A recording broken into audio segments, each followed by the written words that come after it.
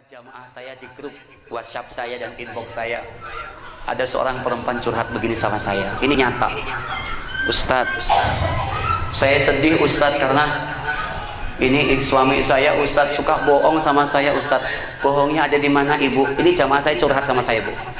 Begini Ustadz bohongnya. Kemarin itu tanpa disengaja Ustadz, handphone suami saya kan ngegeletak di meja. Tahu-tahu ada bunyi WhatsApp Ustadz, ada SMS begitu. Saya buka Ustadz. Saya sedih Ustadz begitu membaca tulisan di WhatsApp di handphone suami saya. Itu suami saya sayang-sayangan Ustadz, bahkan janjian sama orang Ustadz pengen ketemuan. Panas Ustadz hati ini, tapi begitu tak buka ternyata loh kok namanya Parman begitu. Masa suami saya selingkuh sama laki-laki? Ternyata survei membuktikan ini kelakuan suami-suami yang suka mengganti nama perempuan jadi laki-laki di handphone supaya nggak ketahuan istri. Paham? Nah, yang langsung connect biasanya suaminya suka begitu ya. Di handphone suka diganti supaya nggak ketahuan istri. Ibu, kalau andai kata suami anda kelakuan kayak begitu, mau tak kasih tahu nggak resepnya untuk mengalahkan suami? Mau? Ayo, ini resep hanya khusus para istri. Laki-laki nggak boleh dengar. Kalau perlu pulang semua kembali dulu. Resep untuk menundukkan suami supaya sadar nggak membohongi istri. Ketika di handphone suka nama perempuan diganti laki-laki, caranya begini. Dengarkan ibu, demi Allah semua ulama, semua ustadz nggak punya ilmu kayak saya. Wong ini karangan saya sendiri. Ketika suami ibu biasanya minta dibikinin kopi, coba sekali-kali ibu suruh suami ibu untuk bikin kopi sendiri. Bapak, tak kasih contoh lah, mungkin Pak Yai lah ya. Contohnya Pak Yai ya, setuju nggak? Nggak usah contoh yang lain. Punyai ada punyai? Punyai nggak ada ya? Nggak ada. Contoh, misalkan suami kita begitu, Bapak sekali-kali Bapak bikin kopi sendiri ya Pak ke dapur, Ibu capek tapi bicaranya pelan, suruh Bapak suruh bikin kopi sendiri. Terus Bapak datang ke dapur. Ketika ke dapur Bapak langsung tanya, gulanya umpetin, umpetin. Bapak pasti tanya, Ibu ini gulanya di mana? Kopi sudah ada, air panas sudah mendidih, gulanya nggak ada Ibu. Ibu langsung bilang, oh maaf Pak, Ibu lupa, itu Pak gulanya yang ada di toples warna putih di rak piring yang paling atas, itu gula Pak yang sengaja Ibu kasih tulisan garam. Paham?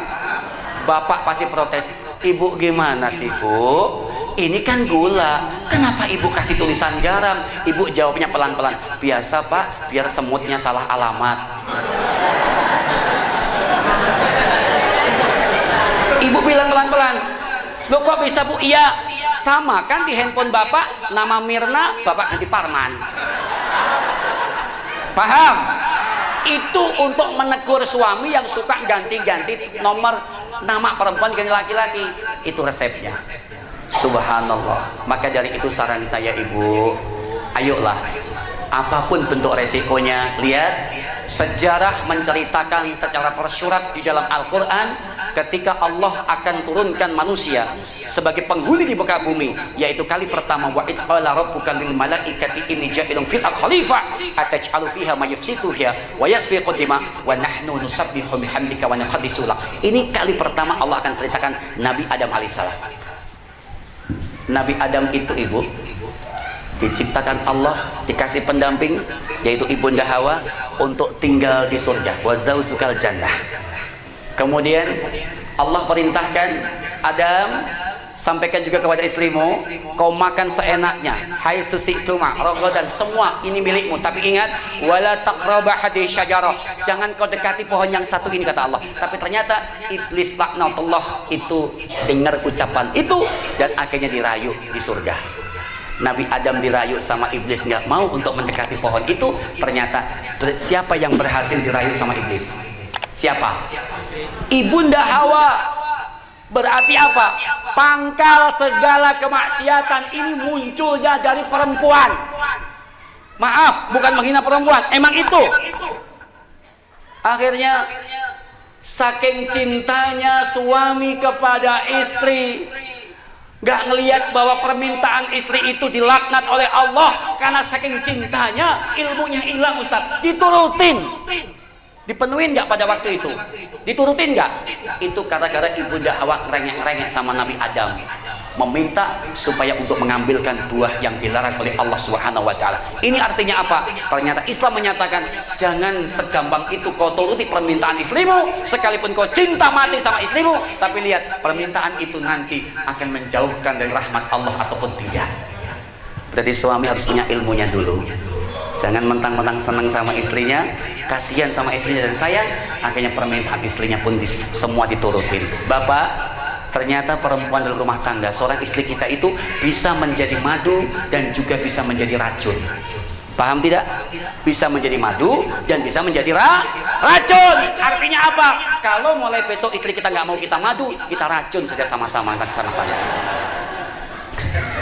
Itu ya. Bukan itu artinya. Tapi yang jelas menjadi madu itu menjadi pemanis rumah tangga kita untuk kita ajak taat kepada Allah. Ternyata seorang laki-laki bertanggung jawab untuk didikan seorang istri. Mau kita apain juga Pak, terserah kita, karena itu adalah istri kita. Kapan mulai jatuh kebutuhan orang tua kepada ibu? Ketika seorang laki-laki menjabat wali nikah ibu dan berani mengatakan khawiltu nikahah wa tajwijah li nafsi bil mahrimatul halan. Selesai, tanggung jawab ibu ada dalam kepatuhan kepada seorang suami. Insya ini sejarah. Maka dari itu layani suami Anda ibu dengan sebaik-baiknya. Layani. Seorang perempuan punya 6 sifat. Ini ahli surganya Allah. Yang pertama adalah alimah, wanita yang berilmu. Yang kedua abidah, perempuan yang alibadah. Yang ketiga da'iyah, da'i dalam rumah tangga. Kenapa? Karena pendidikan orang anak-anak itu ada dalam ibu, bukan ayah. Madrasah pertama kali yang mendidik anak menjadi baik dan tidak itu perempuan, bukan laki-laki. Yang keempat adalah murabbiyah. Apa murabbi? Pengawas rumah tangga yang baik. Yang kelima adalah khadimah, pelayan rumah tangga. Khadimah, pelayan rumah tangga yang baik. Yang keenam adalah zaidah, pendorong suami tetap di dalam Allah. Jadi seorang perempuan itu harus senantiasa setiap waktu, setiap saat kasih semangat suami untuk taat kepada Allah. Alhamdulillah. Saya nggak bahas 6, tapi yang saya bahas cuma 1 saja. Yang kelima, bahwa perempuan itu punya tugas sebagai seorang khadimah, pelayan. Bu, jangan mengeluh kepada tugas seorang perempuan, karena ini ada surga yang luar biasa ketika kita melayani dengan ikhlas suami-suami kita. Maka dari itu, layani suami kita dengan sebaik-baiknya. Layani. Ibu salah melayani sedikit, yakin kekecewaan berkepanjangan yang akhirnya berujung kepada malapetaka rumah tangga. Tidak sedikit orang-orang yang bercerai, berpisah hanya gara-gara permasalahan sepele, yaitu seorang istri tidak pandai menghormati, menghargai, apalagi melayani seorang suami. Betul nggak Bu? Makanya ibu kalau punya suami jangan ganteng-ganteng. Suami ganteng itu banyak tingkah. Betul nggak? Tuh, kayak Kiai Hendy, ganteng, hati-hati, jangan percaya kalau di istri cuma 1. Siapa tahu di luar ada. Kenapa? Karena suami ganteng itu resikonya gede. Nggak pulang sebentar jam 10, udah diteleponin aja, Mas, di mana sih Mas? Banyak mulu. Kenapa? Karena suami ibu ganteng. Coba kalau suami ibu jelek, suami jelek itu bebas hambatan, nggak ada yang ganggu.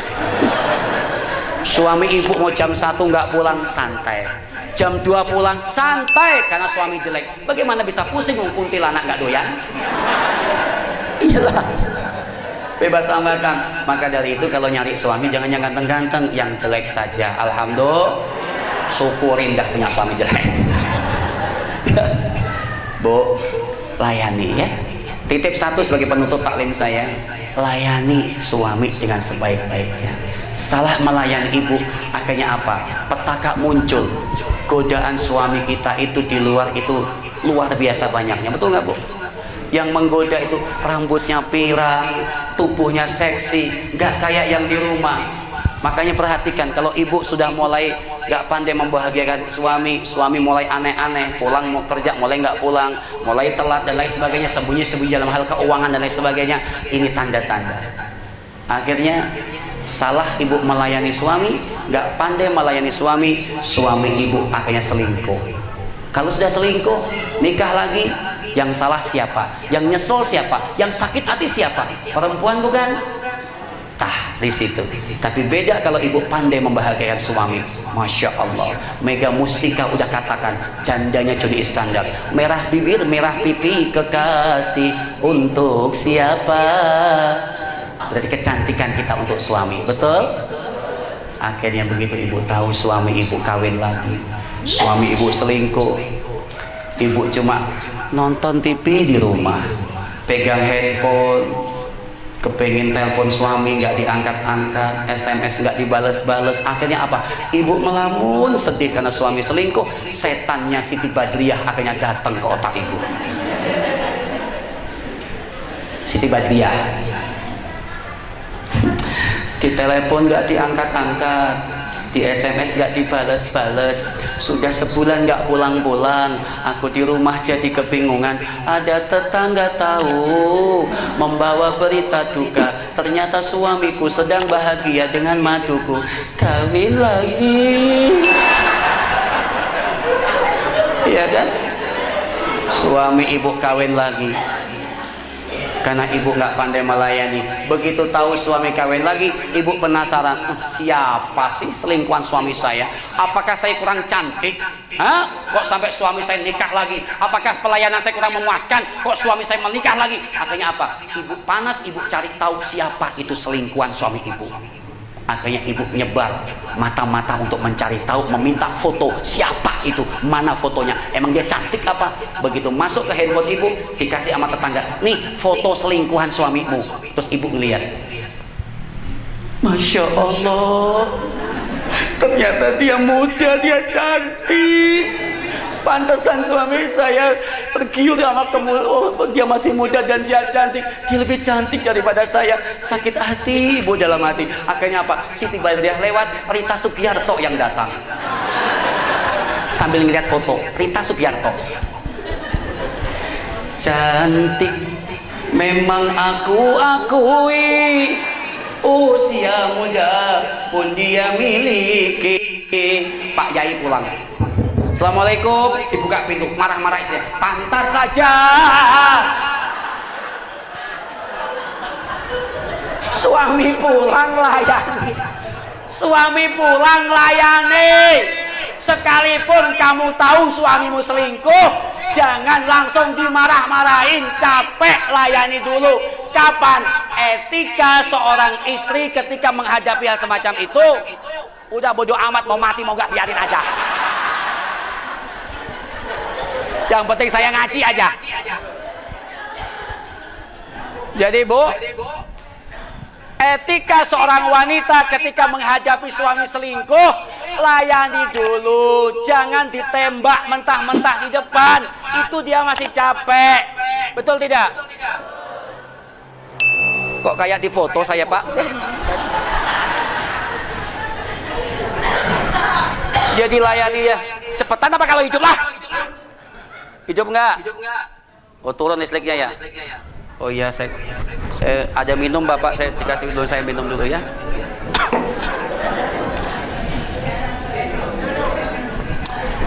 Biasanya kalau ngaji di mana-mana itu dikasih minum, tetapi air minum saya udah dituang di gelas, saya tinggal minum. Di sini mah kebangetan, nggak mau nuangin saya.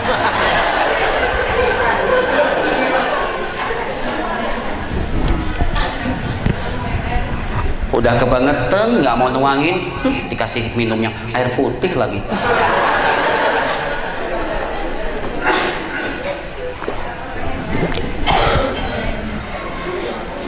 Bismillah ya Allah.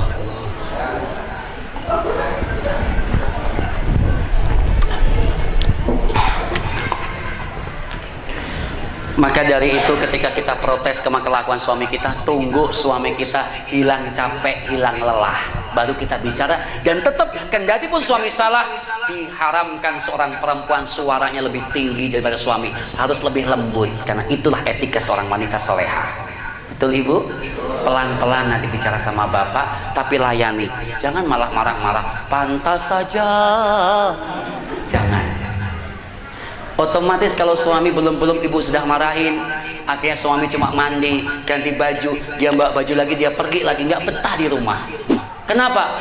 Karena ibu marah-marah mulu, akhirnya ibu kalah saja sama selingkuhan bapak, sama yang lebih cantik, lebih muda. Akhirnya apa? Elvi Sukesi yang datang. Ku terima kalah, memang harus mengalah.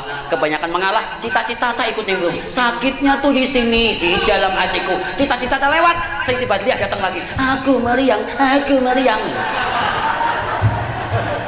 Iya kan? Meriang betulan ibu, merindukan kasih sayang.